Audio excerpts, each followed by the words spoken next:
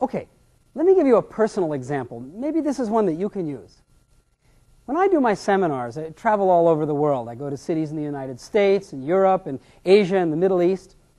And when I do my seminars in Europe, I usually work with a colleague who's based in London. Now, on this particular day, he and I were flying from London to Milan, Italy, where we would conduct a 2-day seminar. We fly down on the first flight in the morning. We stay overnight in the hotel after doing the first day of the seminar. The second day, we do the seminar and catch the last flight out. So it's a 2-day and 1-night seminar down in Milan. His wife picks us up, takes us to the airport. Now, as we're getting out at the curb, I'm already out of the car, and I hear his wife say to him, "Sweetheart, will you call me tonight?" Of course, being a good husband, he said, "Of course I will, sweetheart." And we flew down to Milan. Now, we got to Italy, we did the seminar, and then afterwards we checked into the hotel. I knocked on his door and said, "Hey, let's go to dinner." He said, "Hold on a second, I got to call my wife." "Oh, yeah, you're going to call your wife." "Well, he said, "Never mind, you can stay here." Sure, so I sat down. He picked up the phone, and he called his wife, and the conversation went something like this. "Hi, sweetheart. Yeah, it's me. How are the kids?" Good.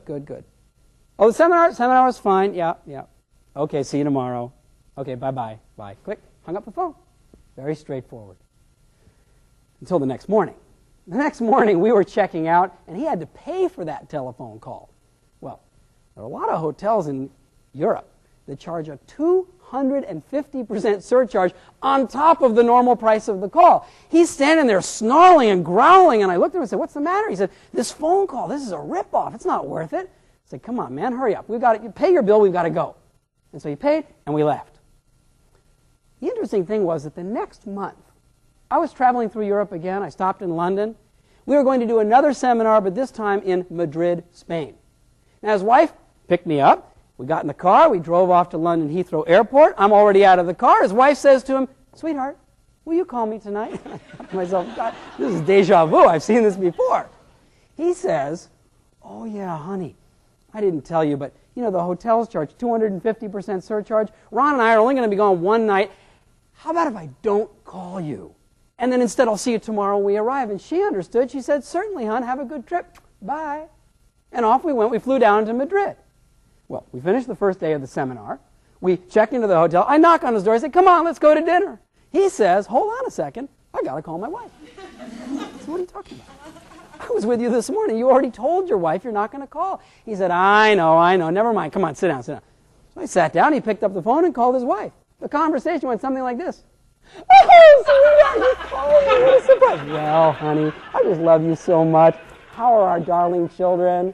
"Oh, good. Tell me about your day." "Oh, the seminar, it was fine. I love you, sweetheart. You mean everything to me." "Bye, hon. See you tomorrow." Click, and he hung up the phone. I sat there and looked at him with shock, and he said, "Hey, that one was worth the call." Now, what's going on here? Let's say he had told his wife, "I'm going to call," and then he calls. What happens? He just meets expectations. No big deal, right? But instead he says, "Honey, I'm not going to call." And then he calls. Just like that, he becomes a service quality husband. Now, look at the other side. What happens if he says, "I'm going to call you," and then he doesn't call?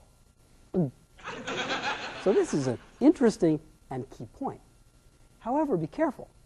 If it is a competitive environment, and what you're doing is managing customer expectations, and somebody else is flying over rising expectations, you could be out of luck. For example, if it was not his wife, let's say it was his girlfriend, and he's saying, "I'm not going to call you tonight, babe," and then he gives her a call, and the other boyfriend's coming along with flowers and a box of chocolates, she ain't going to be home when he calls.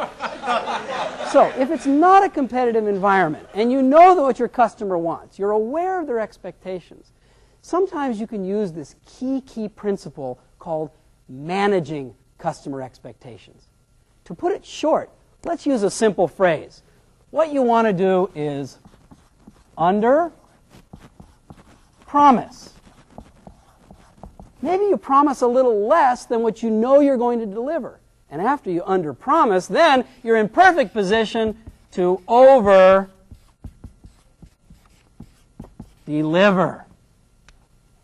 Think about that. How can you use this basic principle of managing customer expectations to keep your customers happy, loyal, and coming back to you for more?